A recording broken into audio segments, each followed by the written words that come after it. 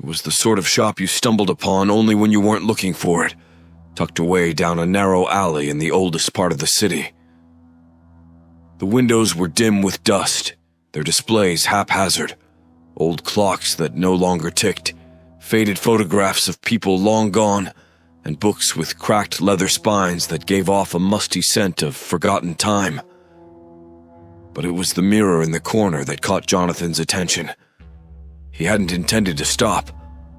He had passed the shop a dozen times on his way to work, and there was nothing particularly inviting about it. But today, something drew him in.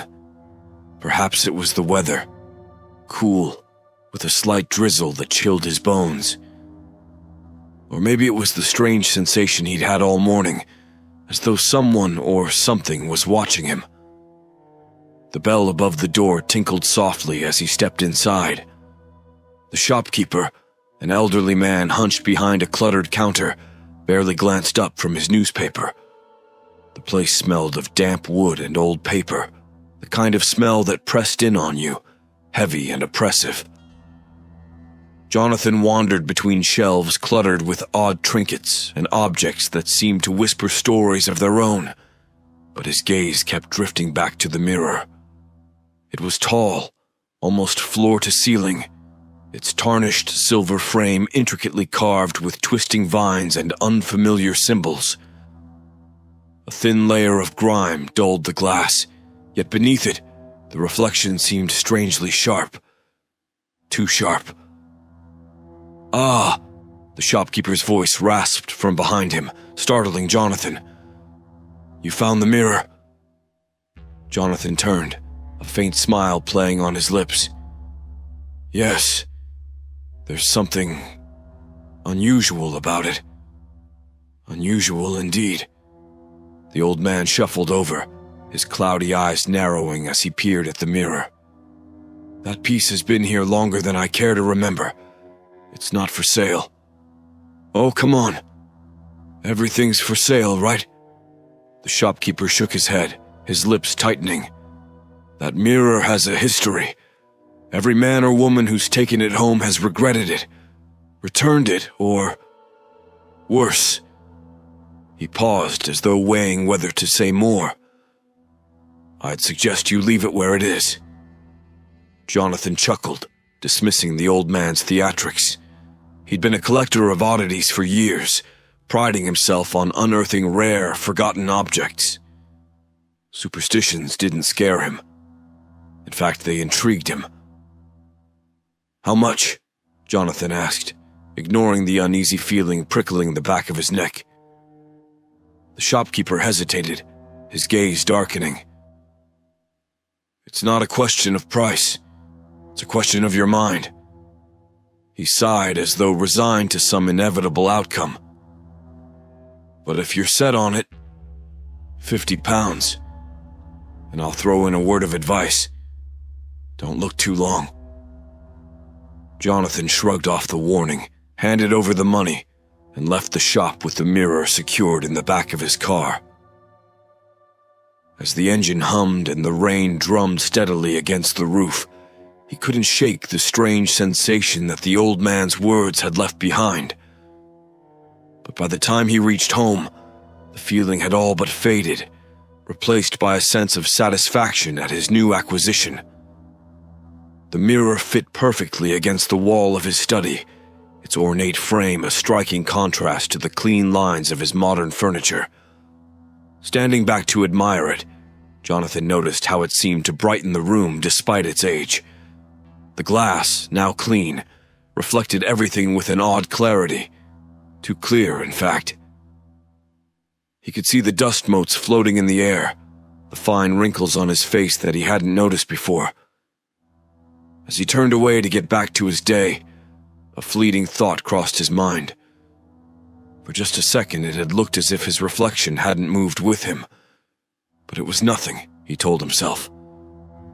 Just a trick of the light. The mirror stood quietly in its new home, waiting. The mirror became part of Jonathan's daily life, though he rarely paid it much attention.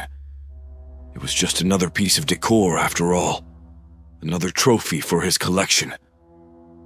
Yet, over the next few days, he began to notice oddities that stirred something deep and unsettling within him.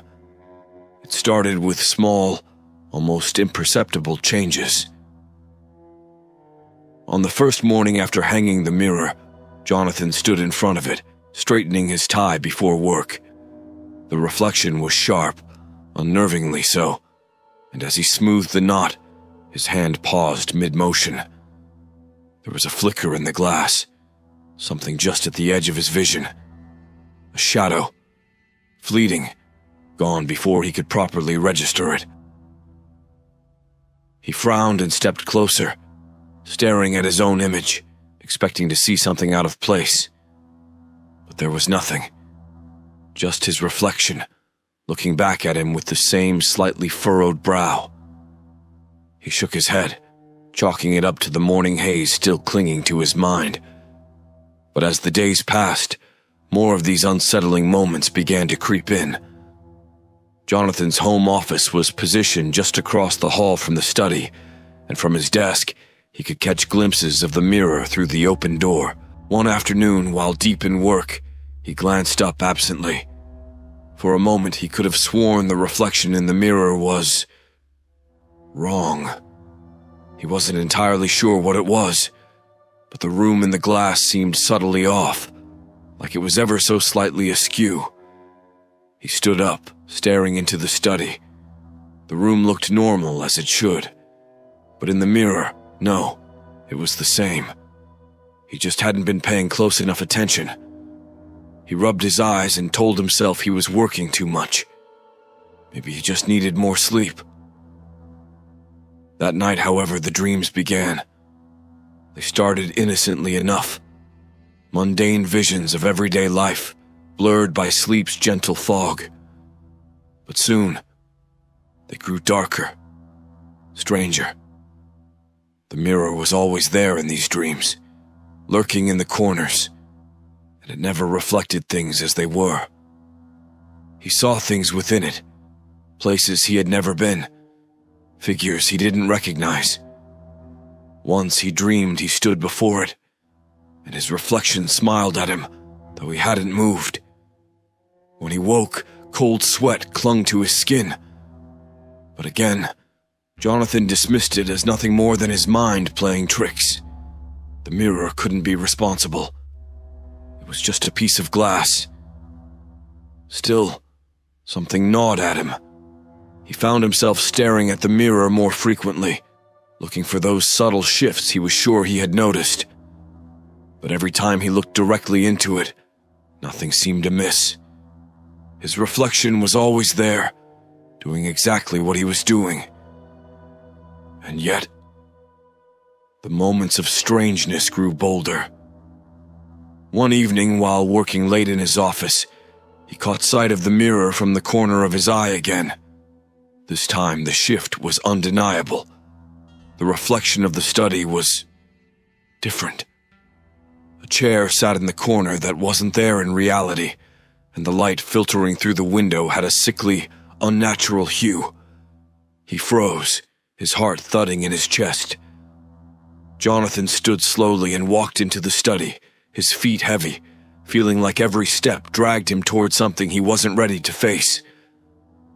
He moved to the spot in front of the mirror, half expecting something monstrous to leap out at him. But there was nothing. Just the study, perfectly normal. He stared hard into the glass, waiting for the flicker again.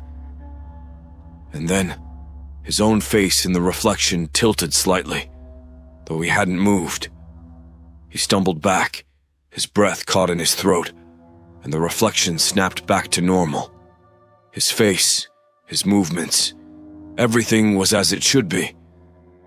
Jonathan turned away quickly, his skin crawling. As he left the study, he didn't dare look at the mirror again. But from behind him, in the depths of the glass, his reflection stood still for just a moment longer, watching him go. The nights became worse. Each evening, Jonathan would lie in bed, wide awake, his mind replaying the strange moments he'd witnessed. The dreams persisted, pulling him into the same twisted scenes, his reflection moving when he didn't, shadows gathering in the corners of his vision, voices just out of reach. It was as if the mirror had crawled into his thoughts, twisting them into something darker. One night, he woke abruptly, his heart pounding in the quiet of the room. His eyes shot toward the study's door, which he had taken to leaving closed at night. The mirror was only a few paces away, just beyond the wall. He could feel its presence, even through the distance. Worse, he could hear something, a faint whisper. Jonathan held his breath, straining to listen. The sound was soft at first, like the sigh of wind through the house's old wooden beams. But then it grew clearer, distinct. It wasn't just noise.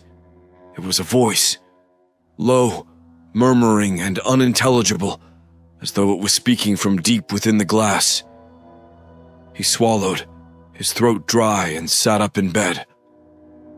For a moment he thought he was still dreaming, but the cold air on his skin told him otherwise. The whispers continued, growing louder. They were coming from the study. With a growing sense of dread, Jonathan swung his legs out of bed and crept toward the door, each step feeling heavier than the last. His mind screamed at him to turn back, to ignore the sounds, to pretend he hadn't heard them at all. But something compelled him forward, a pull he couldn't explain, like invisible strings tugging him toward the source of the voice. He paused outside the study door, hand hovering over the doorknob. The whispers were clearer now, though still muffled, as if spoken from behind a thick wall. But what chilled him most was the tone. The voice wasn't frantic or loud. It was calm, patient, as if it had all the time in the world, as if it was waiting for him. Jonathan swallowed his fear and opened the door. The room was dark, save for the faint glow of the streetlight outside filtering through the window. Everything seemed normal at first glance. The bookshelves, the desk, the armchair. But his eyes were drawn immediately to the mirror.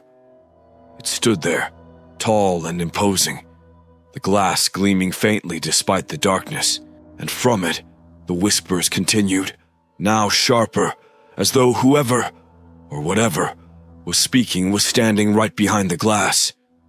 He stepped closer, his pulse racing, his breath shallow. The voice was clearer now, but still, the words were just beyond comprehension, slipping through his mind like water through fingers. Jonathan reached out with a trembling hand, brushing the cold edge of the mirror's frame. His fingers lingered there, drawn to the chill of the glass itself, which seemed unnaturally cold, like it had been touched by something from far beyond this world.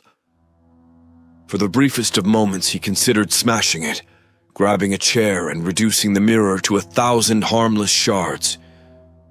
But something held him back. The whispers had changed. They were no longer unintelligible. He could make out his name. Jonathan. He recoiled, his heart pounding in his ears. He stumbled back from the mirror, staring into the glass, wide-eyed. And there, in the reflection, his own face stared back. But it was wrong. His eyes in the reflection were dark, too dark, as if the pupils had swallowed the color entirely. And then, slowly, impossibly, the reflection smiled. Jonathan's own lips had not moved. His breath caught in his throat, a rising panic building in his chest.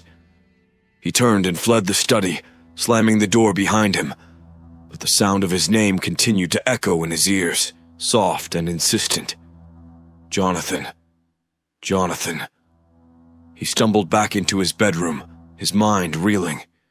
Was he losing his grip on reality? Was this just some hallucination brought on by stress or lack of sleep? Or was it something more? As he lay in bed, the darkness pressing in around him, the whispers faded, leaving behind only silence. But that night, even as he squeezed his eyes shut, he could feel it, like a presence just on the edge of perception. The mirror was watching, and it was waiting for him to come back.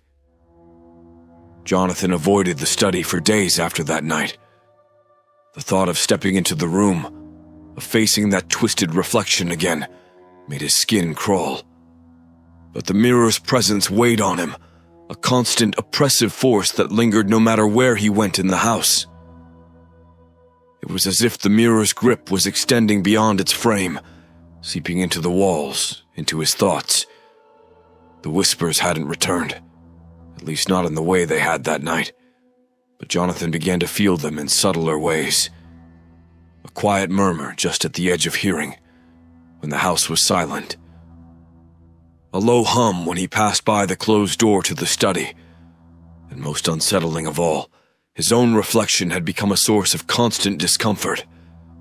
He started avoiding mirrors in general. In the bathroom, he would brush his teeth with his back to the glass, his reflection looming behind him in his peripheral vision. In the hallway, he would glance down, avoiding the large mirror that had hung there since he moved in. It was as if every reflection now carried a weight, a distorted echo of the mirror in the study, watching him. The real shift came one morning when he was preparing to leave for work. He hadn't been sleeping well, his nights restless, plagued by strange half-dreams in which he found himself standing endlessly before mirrors that stretched out into infinity. He splashed cold water on his face and reluctantly turned toward the bathroom mirror, daring himself to glance at his reflection. He froze. For a long moment he simply stared, unable to move. The face looking back at him was his own, but there was something subtly wrong about it. His features were all there, the tired eyes, the unshaven stubble, the pale complexion, but the expression was empty, hollow, like the person behind those eyes was no longer truly there. He leaned in closer, his breath shallow. And then, as he stared, the corners of his reflection's mouth twitched. Jonathan flinched, stepping back so quickly he nearly slipped on the bathroom floor. His hand flew to his face, his own mouth frozen in a neutral expression. But in the glass, his reflection wore the faintest trace of a smile, a twisted, mocking version of his own. His pulse thundered in his ears as he backed out of the bathroom, his gaze never leaving the mirror. His reflection continued to watch him, that eerie smile growing wider as Jonathan reached for the door. By the time he slammed it shut behind him, his heart was racing, and cold sweat clung to his skin. For the rest of the day, he couldn't shake the image of that smile. It lingered in his mind like a stain, creeping into every quiet moment, every reflective surface.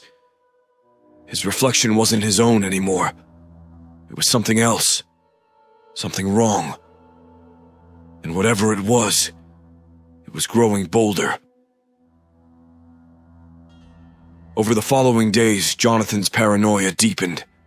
He started to avoid looking at his reflection entirely, but that didn't stop the feeling of being watched. Every time he passed a mirror or a window, he could feel the weight of eyes on him, his own eyes, staring from the other side.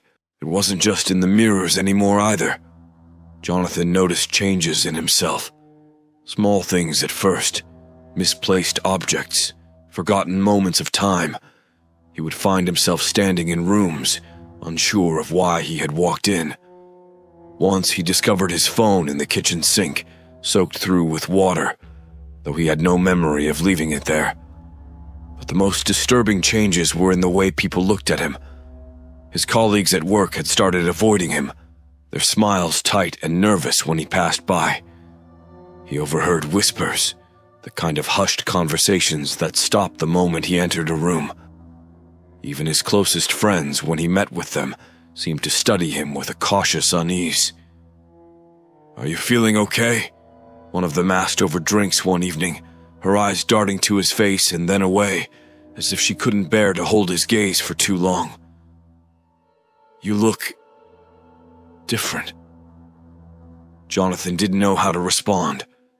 He wasn't sure if he was imagining it or if it was real, if his reflection had somehow begun to leak into the world around him, erasing the person he had once been. That night, as he lay in bed, sleep eluding him once again, he couldn't stop thinking about the mirror. The feeling of being watched was stronger than ever. It was as if something had shifted in the air, a tension growing, waiting to snap. Jonathan stared at the ceiling, his breath shallow, his pulse quickening. The mirror in the study felt impossibly close, its presence suffocating. And in the darkness, as his mind swirled with fear, a thought occurred to him, a terrifying realization that sent a chill through his bones. Perhaps it wasn't just his reflection that was wrong. Perhaps he was the one disappearing. Jonathan could no longer ignore it. The mirror was consuming him. Each day felt like another piece of himself was slipping away, fading into the cold, distorted world reflected in the glass. The growing sense of dread was gnawing at him, and he knew he couldn't outrun it forever. One rainy afternoon, the whispers started again. This time they weren't confined to the study or muffled in his dreams. They were everywhere. Echoes of his name, soft and persistent, followed him from room to room. Jonathan felt as though he was being haunted by his own reflection, as if the person he saw in the mirror had broken free and was now stalking him through the halls of his own home. Desperate for answers, he began researching the mirror's origins. There had to be some explanation, some curse or history that would help him understand what was happening to him. He scoured the internet, poring over old records and obscure forums dedicated to haunted objects, until, late one night, he found a lead. It was a small mention in an old article about a family in the 1800s who had fallen into ruin after acquiring a mysterious mirror. The patriarch had slowly lost his mind, claiming that his reflection no longer matched his movements. The rest of the family succumbed to madness shortly after, disappearing without a trace. The mirror had vanished from records soon after, only to resurface in the possession of various owners throughout the years, each one driven to madness or worse, each one lost to the glass. Jonathan's pulse quickened as he read further. He wasn't the first to experience this. The mirror had a history, a long, dark trail of vanished people and fractured minds. There was more. He found scattered accounts from antique dealers, scattered records of those who had possessed the mirror, who had returned it or tried to destroy it to no avail. One story stood out, a man who had tried to confront whatever dwelled in the mirror. He had believed that the mirror wasn't just an object. It was a doorway, a thin veil between worlds, a portal to something darker. Jonathan sat back, the weight of the revelation pressing down on him. Could that be what was happening to him?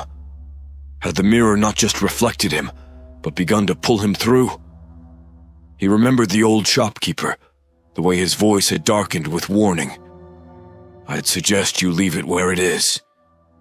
At the time, Jonathan had dismissed it as superstition, but now the words seemed to echo with a terrible truth. He had ignored the warnings, and now the mirror wanted more. But why? Why him? He knew he had to find out. His thoughts returned to the list of the mirror's previous owners. Some of their names were still traceable, though most had vanished. But there was one, a woman named Eleanor Mathis. She had owned the mirror just a few years ago, and unlike the others, she hadn't disappeared completely. She had returned it to the shop where Jonathan had found it. Without thinking twice, Jonathan grabbed his coat and left his house, the rain hammering down as he drove through the dark streets toward Eleanor's address, which he had found listed in an old registry. His mind was racing. If she had survived the mirror's grip, perhaps she knew something that could help him. The drive was long, the rain unrelenting, but eventually he arrived at a rundown building on the edge of the city.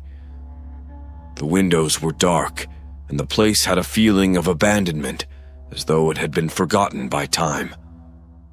But Jonathan pressed on, knocking on the door, his breath catching in his throat. For a long time there was no answer, just the steady drum of rain and his own frantic thoughts. Then, slowly, the door creaked open.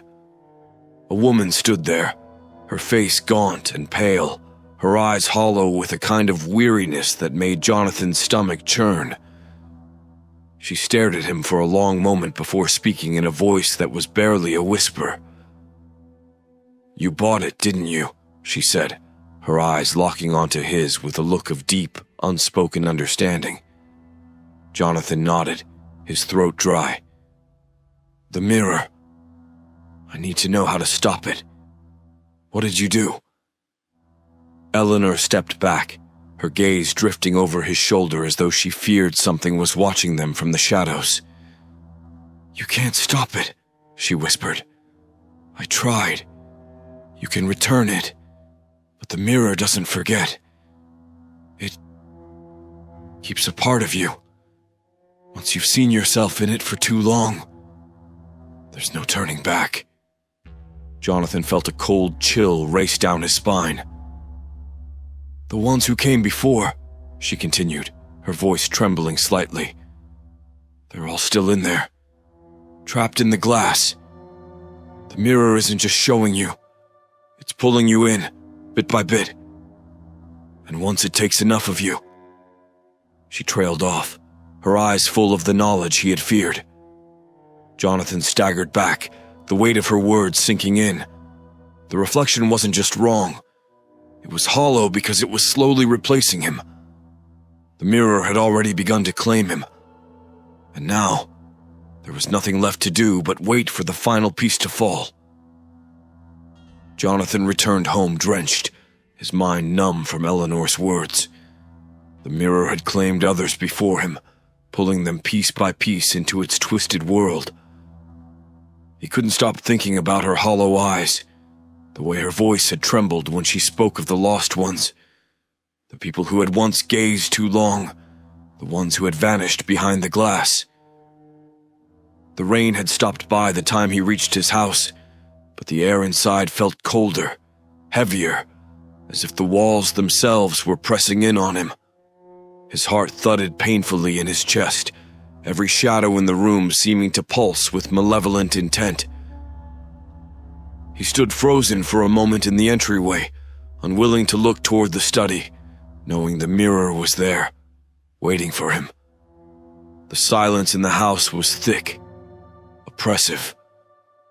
The whispers hadn't returned yet, but Jonathan knew they would. He could feel them lurking just below the surface, waiting for the right moment to slip back into his mind. He needed to end this, one way or another.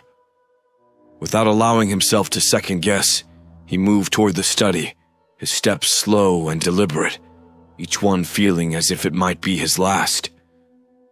The door stood ajar, just as he had left it, and the mirror gleamed faintly in the dim light, casting strange reflections of the room's corners.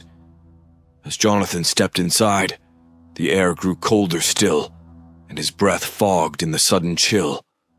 He stood before the mirror, staring into it with a mixture of dread and determination. The reflection, at first glance, was his own, hollow-eyed, gaunt, worn down by sleepless nights and the weight of fear.